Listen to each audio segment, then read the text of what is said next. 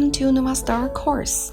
This video will introduce you how to adjust performance settings and use receiving card configuration files with NovaLCT. In the previous videos, we have learned smart settings and cabinet settings to make a cabinet work properly. But how to make LED display performance parameters such as refresh rate and grayscale meet requirements? This is where performance settings comes in, and the proper use of receiving card configuration files can save us a lot of work.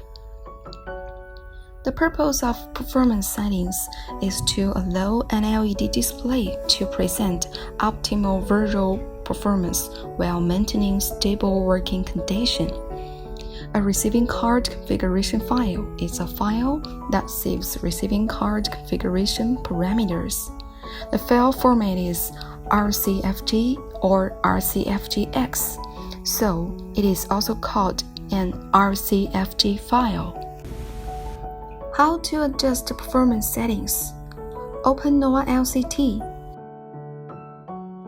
Choose User and Advanced Synchronous System User Login. Enter the default password admin. Click Login.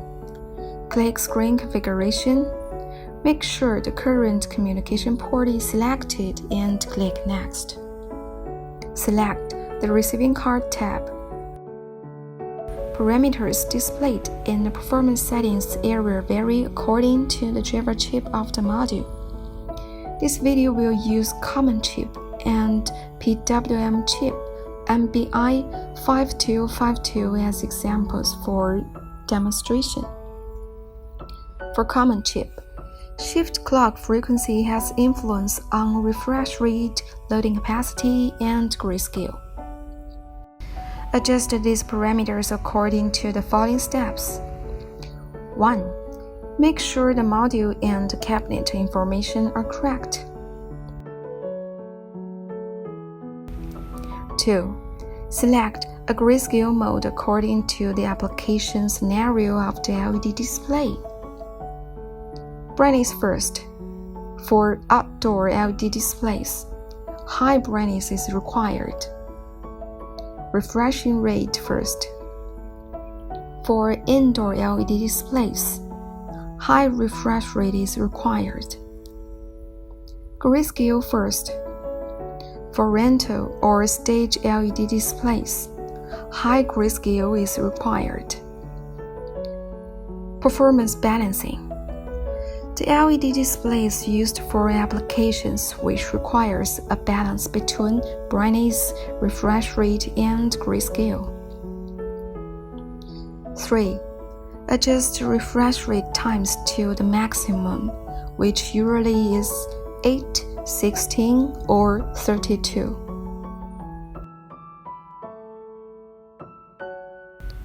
4.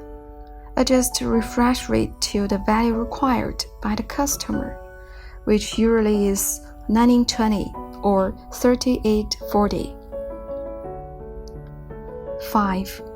Adjust grayscale level to the value required by the customer. For example, normal 16384 refers to a 14-bit grayscale, and normal 32768 refers to a 15-bit grayscale. 6. If the cabinet resolution exceeds the loading capacity of the receiving card, increase shift clock frequency or decrease refresh rate and grayscale level. After the loading capacity is increased by increasing shift clock frequency, click Send to Receiving Card. Select all receiving cards and click Send. Then, check whether the display is normal. If the display is abnormal, it indicates that the shift clock frequency has exceeded the limit of the module. Decrease shift clock frequency or decrease refresh rate and grayscale level. Keep trying until the display of the cabinet is normal. Please note 1. As long as loading capacity, refresh rate, and grayscale are in balance, the lower the shift clock frequency, the better the display stability will be. 2. The performance parameters value of different cabinets may vary. Parameters values shown in this video are only for demonstration purpose. 7. When the display is normal and stable, click Save. Other parameters such as row blanking time, ghost control ending time, and line changing time are used to fix screen ghosting. Phase precision is used to fix mismatching and flashing pixels. Low grayscale compensation is used for fixed problems that some driver chips with narrow pulse width cannot respond correctly. Parameters for PWM chip displayed in the performance settings area are different. T-clock frequency has influence on loading capacity. G-clock frequency affects refresh rate and grayscale level. Here, we will use MBI 5252 as an example to show the adjustment. 1. Adjust T-clock to make the loading capacity of a receiving card slightly larger than the cabinet resolution.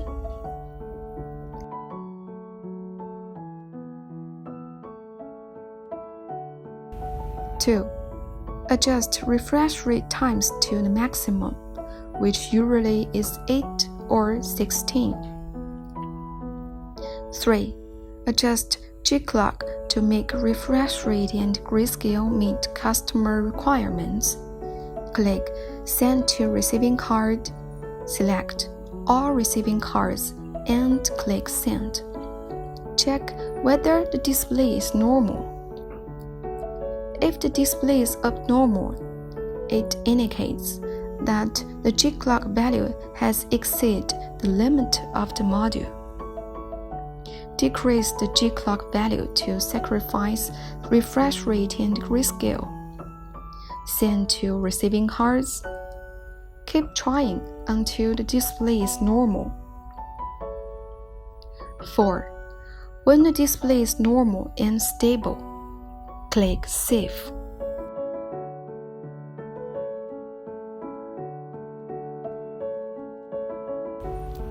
Other parameters such as row blanking time, ghost control ending time, and line changing time are used to fix screen ghosting. D-clock phase and G-clock phase are used to fix mismatching and flashing pixels. Please note 1. Shift clock frequencies and G-clock frequencies greater than 20.8 are not recommended. 2. Performance parameters need to be adjusted several times until the display is normal and stable. How to use RCFG files. Receiving card configuration file. 1.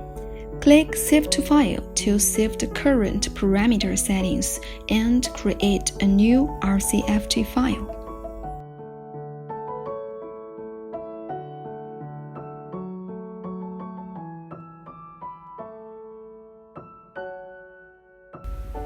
2. Click Load from File to load the data in an RCFG file into NovaLCT. Then click Send to Receiving Card to apply the data to the entire screen.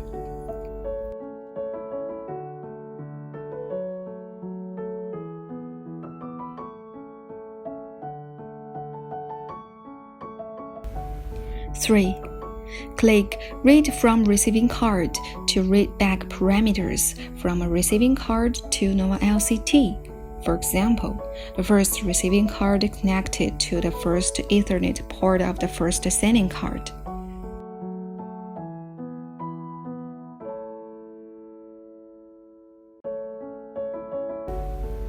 4. Click Save to save parameters to receiving cards. This can avoid data loss after the screen is powered off. Now the performance settings and receiving card configuration files are completed. Thank you for your watching.